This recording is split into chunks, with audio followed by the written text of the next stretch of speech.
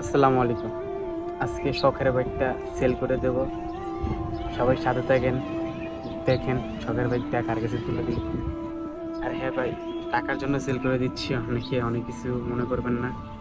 এই আর কি, জাস্ট টাকার জন্য সেল করে দিচ্ছি। অনেক ইমোশনাল বাইকটার ভিতরে জড়ানো ছিল অনেক।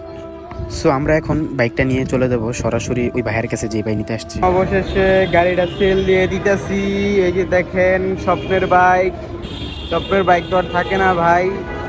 এই আর কি, টাকা পয়সা হইলো ইম্পর্টেন্ট। টাকা পয়সা না থাকলে স্বপ্নের বাইক বেশি দিন থাকে না। তাই আগে টাকা পয়সা কামান, তারপর স্বপ্নের বাইক হইব ভাই। স্বপ্নের বাইক সবাই যাক, আল্লাহ সবার তৌফিক দেখ, আমি যেন এর থেকে আর ভালো গাড়ি কিনতে পারি।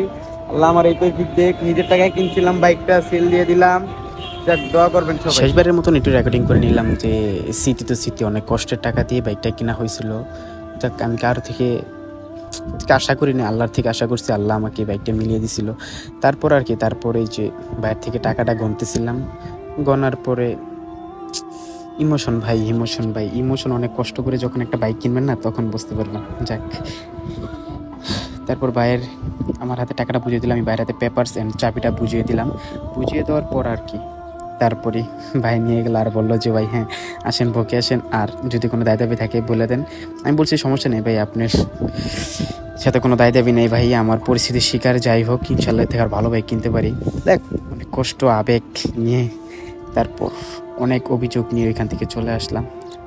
শেষবারের মতন মোলাকাত করে আসলাম, এই আর কি। তারপর আর কি আমার আবেগ, ওনারা চলে গেল, আমার সাথে মোলাকাত করার পরে ওনারা চলে গেছে। তারপর আমার অনেক সেট, এই জন্য আমি এতদিন ভয়েসটা দিইনি, আজকে দিলাম ভাই।